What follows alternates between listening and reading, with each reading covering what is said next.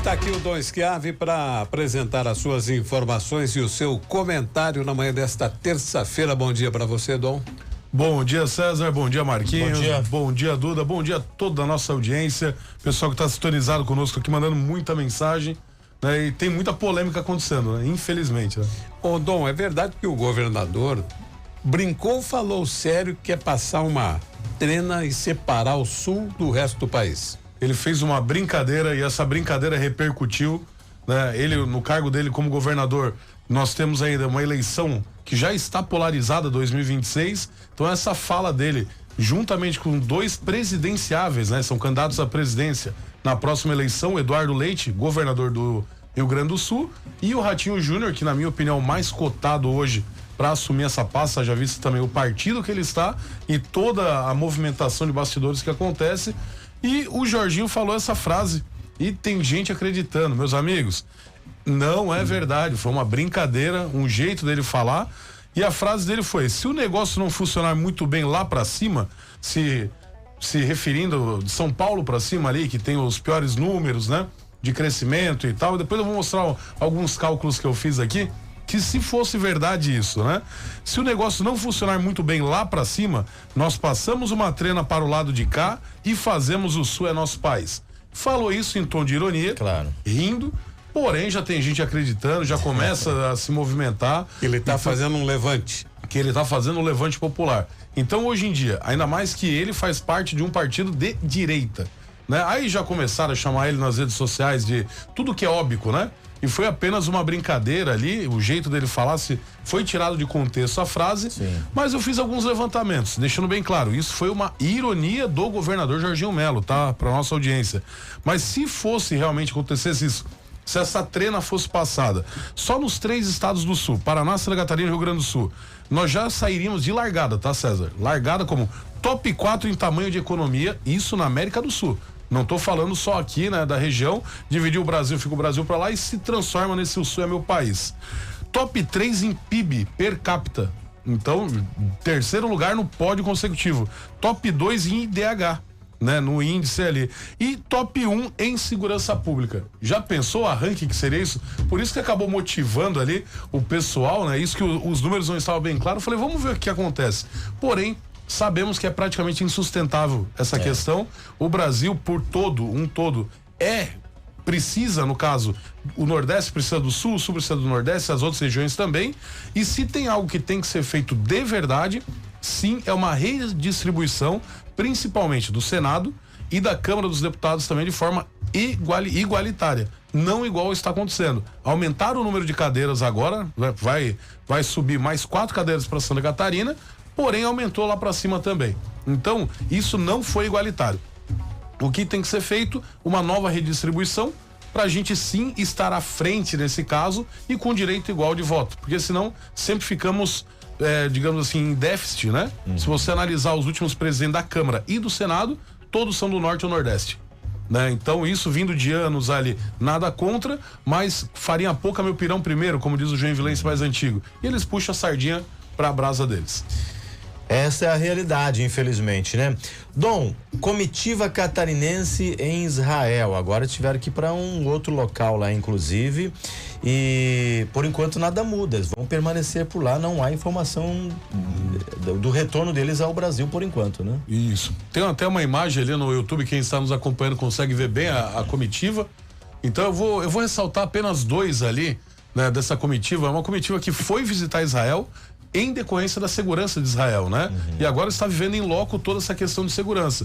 E a baixada ali, ela que é guarda municipal e atual vice-prefeita de Florianópolis, a Mariane Matos, e o Paulo Rigo. Cadê o capitão Rigo?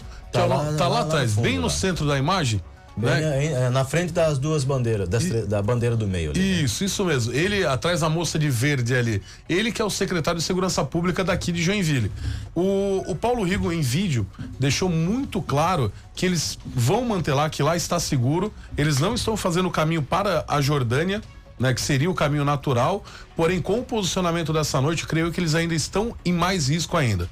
Né? Então, Terã está sendo evacuada. Quem acompanhou nas redes sociais vai poder acompanhar conosco também nas redes sociais aqui do Jornal da Manhã. Terã está sendo evacuada. O Trump acaba de posicionar um navio esse, né, com capacidade de porta-aviões nuclear, né, na Bahia, posicionando por um pré-enfrentamento. Putin e Xi Jinping já se posicionaram pedindo a retirada dos cidadãos, né? Tanto chineses quanto os russos também, da região de Tel Aviv e também do Teherã, capital do Irã. Então é uma guerra que pode gerar a Terceira Guerra Mundial, sim, né? Eu acredito que agora eles só estão num aquecimento ali. Quando eu digo aquecimento, os outros países, não Israel, né, e Irã, que realmente já vem essa guerra faz tempo contra todos ali, e essa guerra já não tem precedentes e pode evoluir muito mais ainda com essa retirada das pessoas, né, e essa evacuação à força. E nós temos ali joinvilenses, nós temos o secretário em um bunker, estava em Tel Aviv, mudou para algo mais seguro também. Tel Aviv, que é a capital de Israel, porém, com esse hipersônico, o míssil hipersônico foi bombardeada, conseguiu ser atingida. O domo de ferro não está preparado, né? O domo de ferro, para quem não sabe, é aquela defesa aérea de Israel que consegue pegar os mísseis, né? Antes ali dele chegar em território israelense. E aí temos todo esse problema que pode sim desenvolver uma terceira guerra mundial, isso sem precedentes. O que pode acontecer muito no Brasil com a economia, entre outros, que nós temos uma parceria muito grande com Israel, mesmo com o atual desgoverno, né? Enquanto nós vemos ali Putin, Trump, o presidente de Israel, entre outros, se posicionando e pedindo que as pessoas saiam, né? Os seus conterrâneos, nós temos o inquilino da Esplanada deixando claro que com um copo de cerveja, frase essa do inquilino da Esplanada, sentado em um bar tomando uma cervejinha, ele resolveria essa questão ali. Então, tava bêbado quando falou isso. É um absurdo. Não sei se estava bêbado, mas que não estava nas elucubrações mentais, né, Marquinhos? Não tava. Entende? Enquanto todo mundo ali. E também uma puxada ao Itamaraty. Temos brasileiros lá em Israel e até agora nenhum posicionamento foi feito de forma efetiva, né? Uma parte deixou ontem Israel, não é? Prefeito de Belo Horizonte, de João Pessoa na Paraíba, enfim, alguns políticos ali do Rio de Janeiro por iniciativa própria, inclusive com um jato particular. Jato particular, isso mesmo, não teve avião da FAB ainda, por isso essa puxada no Itamaraty, que cuida dessa parte internacional de relações, e foi assim, ó, foi um critério de escolha, né? Porém, Israel sempre é tão comum, infelizmente, para ele ser bombardeado, que é apenas mais uma e afins. Só que esse precedente é algo muito maior do que já foi em outrora. Até mesmo pelo poder bélico iraniano, né? E também o enriquecimento que eles têm de urânio, que favorece a todo o material nuclear. Então vamos rezar para o melhor, rezar por Israel, né? E por todo o nosso povo que está lá também. Ô Dom, pra gente finalizar, deixa eu te perguntar aqui, e essa pesquisa que tá apontando aqui, Jorginho Melo com 39%, João Rodrigues com 20% e Décio com 12%, se a corrida ao estado fosse hoje, hein? Chegasse a ver detalhes dessa pesquisa? Vi. Então, essa pesquisa, na minha opinião, tá? Ela está retratando o cenário realmente de Santa Catarina.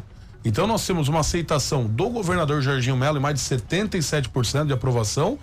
Porém, nós temos os números de quem votaria. E aí você vê como está polarizada já a eleição, né? O João Rodrigues ainda que já se lançou candidato, mas ainda não começou a campanha em si. Então, um ano antes, tem uma margem ali. Ao meu ver, o PT cresce um pouco mais. Então, ele vai chegar a uns 15 a 16% na próxima eleição. E nós temos ali o Jorginho Melo, que se destacar ainda dá tempo de primeiro turno na próxima eleição. Se não, na reeleição, eu tenho quase certeza que no segundo turno ele está reeleito, mediante a pesquisa, e os números estão bem claros ali. É aquilo que a gente consegue ver bem, analisar. Isso que não entraram outros players ainda nesse cenário, né? Porém, quando fizer todas as coligações, todos os apoios, mostrar, não, eu e o César estamos juntos nessa mesma batida.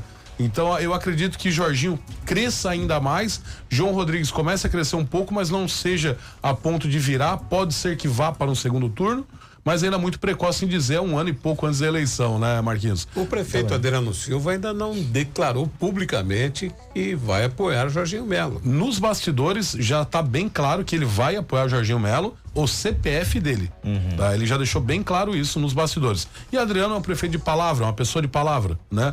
Até hoje tudo que ele falou ele está cumprindo, e o que não foi cumprido ainda está em processo ali. Porém, se o Novo apoiar o Jorginho, o Novo que vai crescer muito na próxima eleição.